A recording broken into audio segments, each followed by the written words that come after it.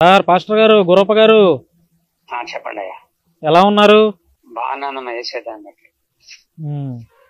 ఎక్కడున్నారు పాస్టర్ గారు? నేను మంగళగిరిలో ఉన్నానయ్యా. మరి ఏమన్నా అవకాశం ఉందా మీతో మాట్లాడటానికి? మాట్లాడా.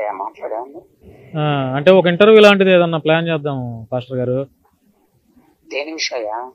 ఏవి ఇప్పుడు ప్రస్తుతం మీ మీద జరుగుతున్నటువంటి రకరకాలైనటువంటి ఆరోపణలు అది జరగని ఇప్పుడు ఏమైంది? దానివల్ల ఇప్పుడు ఎవరు కొంప మునుగుతుంది? అంటే జబర్దస్త్కి వెళ్ళారని కొంప ముంచాలని చూస్తున్నారు. ముంచని దేవుడు లేపాలని లేపుతాడు అంతే. దానికి ఇంటర్వ్యూ దేనికి మెదకుండా ఉండమంది. అంటే జబర్దస్త్కి అట్లా వెళ్ళటం కూడా తప్పని చెప్పి చాలా మంది అంటున్నారు కదా. అంటే మిమ్మల్ని ఎట్లా పిలిచారు వాళ్ళు జబర్దస్త్ వాళ్ళు అసలు? ఇప్పుడు ఎందుకులయ్యా, ఏదో జరిగిపోయింది కదా. ఇప్పుడు అవసరం మా వెళ్ళటమే తప్పు. అవును, దైవజనుడికి వెళ్ళకూడదుగా, తప్పిపోయింది. అవును, వెళ్ళకుండా కూర్చున్నాను, ప్రార్థించుకుంటున్నారా? మరి ఇంకేం చేద్దాం, ప్రార్థన తప్ప మరి వాళ్ళు జబర్దస్త్ టీం వాళ్ళని అడగపోయారా? బాబు మీరు పిలిచింది ఏంటి, అసలు నన్ను పిలిచింది ఏంటయా, నన్ను ఎట్లా ఆగమాగం చేశారు అని అడిగితే ఏమంటున్నారు వాళ్ళు? వాళ్ళందరూ వచ్చేసి కాళ్ళు పెట్టుకుని ఏడు చేయమని చెప్తారా? అదేగా వీళ్ళు అడుగుదాము, నువ్వు నిద్ర వెళ్తాం ఏంటో చేశారంటే అయ్యో తప్పింది అని అంటారు. వాళ్ళు అంటారా? అంటున్నా అనరుగా. వాళ్ళు ఎందుకు అంటారు? వాళ్ళ స్వార్థం, ఎవరి స్వార్థం చూసుకుంటున్నారు. అవును, మనమే తెలివిగా జాగ్రత్తగా ఉండాలి. జాగ్రత్త లేను.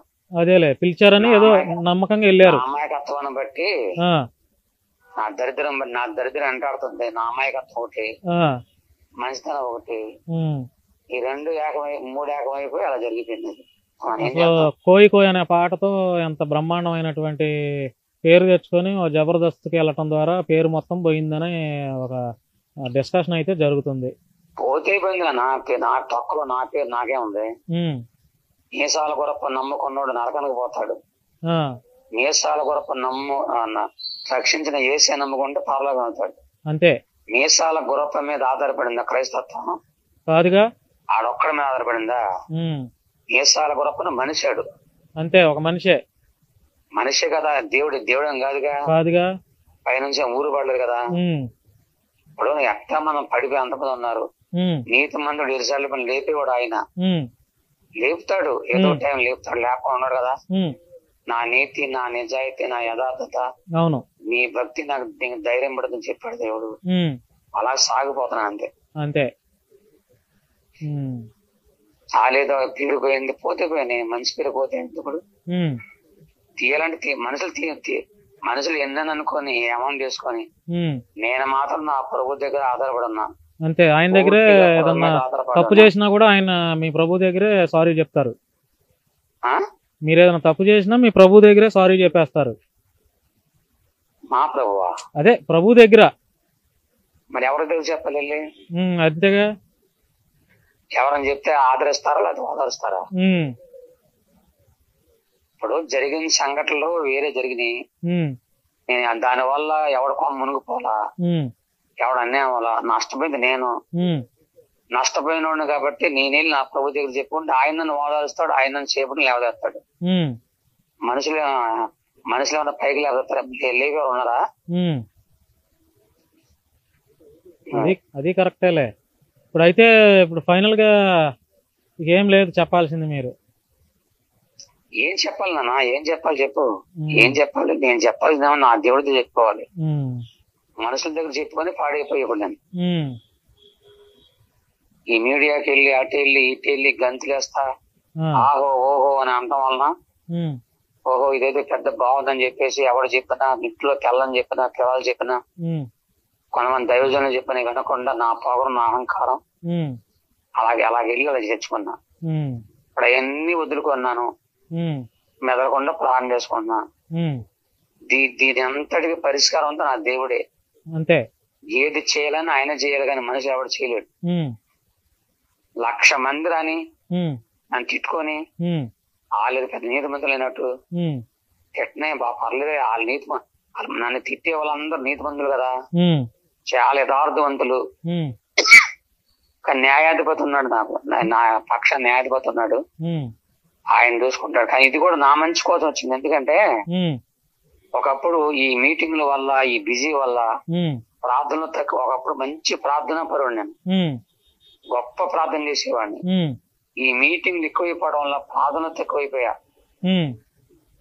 వాక్యంలో తక్కువైపోయా, బైబుల్ సాంగ్ తక్కువయ్యా. అంటే మీటింగ్స్ కి తిరిగి అడవుల్లో ఉండారు ఎక్కువగా మీటింగ్లు కదా, రోజు 2-3 మీటింగ్లు. అవును. ఇప్పుడు జబర్దస్త్ ప్రోగ్రామ్ తర్వాత మళ్ళీ మీటింగ్లు వస్తున్నాయా? జబర్దస్త్ ప్రోగ్రామ్ తర్వాత మళ్ళీ మీటింగ్లకు వెళ్తున్నారా గారు? 1,00,000 మంది రెడీగా ఉన్నారు. నేనే డేట్లు ఇవ్వట్లేదు. వెళ్తున్నాను, ఎందుకంటే రోజు వెళ్తున్నాను. ఇవాళ కూడా వెళ్ళాను, రోజు నేను రాత్రి వెళ్ళాను. మీటింగ్ ముందు రాగట్లా.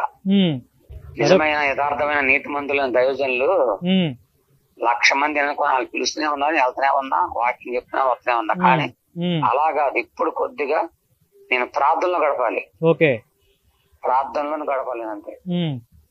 ప్రభు దగ్గర గడిపితే ఆయనే నాకు సొల్యూషన్ చూపిస్తాడు అంతే. ఇది నా యొక్క ఫైనల్ డిసిషన్. ఆయన కాళ్ళు పట్టుకున్నాను, ఏసే కాళ్ళు పట్టుకున్నా. ఆయనే నాకు న్యాయం చేయాలి, ఆయనే నన్ను ఓదార్చాలి, ఆయన నడిపించాలి. మీడియాలోకి వెళ్ళి, ఆ ఎంటర్లోకి వెళ్ళి, ఎంట్లోకి వెళ్ళి నా దేవుని నేను అవమానపరచలేను. నేను ఇంకా అర్జుడికి వెళ్ళబోద్దు అట్లా. ఎవరిని పిలుస్తున్నారా లేదని అడుగుతున్నావే, ఎందుకంటే ఇప్పుడు అమ్మాయికి రోజుగా 100 ఫోన్లు వస్తున్నాయి. అయ్యా మీటింగ్ నేను ప్రస్తుతం కొద్దిగా మానుకున్నా, కొంతవరకు మానుకున్నా. దేనికి వెళ్ళాలి దానికి వెళ్తానని మెల్లగా ఉన్నాను. ఇంతవరకు అలా వెళ్ళిపోయే దేవుని యొక్క ప్రార్థనలో తక్కువైపోయాను. ఇప్పుడు దేవుడు నన్ను ప్రార్థనలు నిలబడుతున్నాడు. ప్రార్థనలో ఉంటాను, దేవుడు సాయం చేస్తాడన్న. ఫోన్లేండి, ఏది జరిగినా మీ మంచి కోసమే అనుకోండి.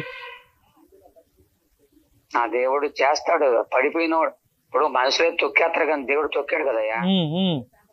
మనుషులు తొక్కదా చూస్తారు, రాకూడదని.